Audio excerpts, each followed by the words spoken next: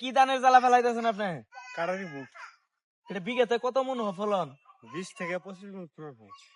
জমি কেমন হন লাগে? জমি ভালো জমি লাগে নাকি জমি হইলে ভালো হইছে? ভালো জমি হইলে 20 থেকে 25 মণ ফলন হয়।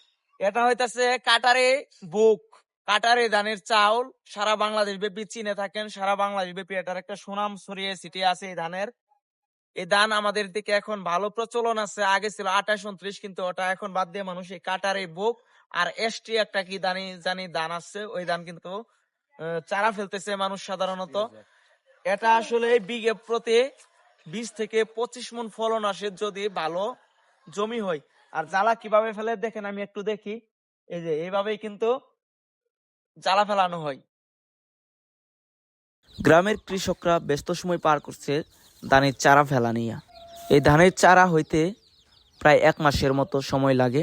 কথায় আছে না, মাছ যদি ভালো হয় তাহলে সন্তানও ভালো হয়। ঠিক তেমনি যদি চারা ভালো হয় তাহলে কিন্তু ফলনও ভালো হবে। এজন্যই গ্রামের মানুষ চিন্তা ভাবনা করে কিন্তু একটা ভালো বীজ নির্বাচন করেই চারা ফেলতেছে।